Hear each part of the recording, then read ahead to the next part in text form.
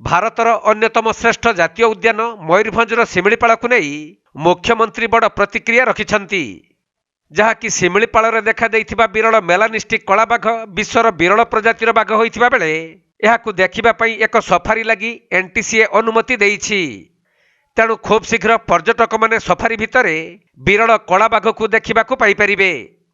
ତେବେ ଅଭୟାରଣ୍ୟଠାରୁ 15 କିଲୋମିଟର ଦୂରରେ 200 ହେକ୍ଟର ଜମିରେ କଳାବାଘ ପାଇଁ ସଫାରି ହେବାର ପ୍ରସ୍ତାବ ରହିଥିବା ବେଳେ ଏହାର କାର୍ଯ୍ୟ ଶେଷ ପରେ ପ୍ରାଥମିକ ଭାବରେ 3ଟି କଳାବାଘ ଓ ଧଳାବାଘ ରହିବେ ବୋଲି ସୂଚନା ମିଳିଛି। ତେଣୁ ଶିମିଳିପାଳରେ କଳାବାଘର ସଫାରି ହେଲେ ଆଗକୁ ପର୍ଯ୍ୟଟକଙ୍କ ସଂଖ୍ୟା ଆହୁରି ବଢ଼ିବ ବୋଲି ଅନୁମାନ କରାଯାଉଛି। ସେପଟେ ଓଡ଼ିଶାରେ ଏହି ପ୍ରଜାତିର କଳାବାଘ ଦେଖିବାକୁ ମିଳୁଥିବାରୁ ଓଡ଼ିଶାବାସୀ ଆଜି ଗର୍ବିତ ବୋଲି ମୁଖ୍ୟମନ୍ତ୍ରୀ ସୂଚନା ଦେଇଛନ୍ତି।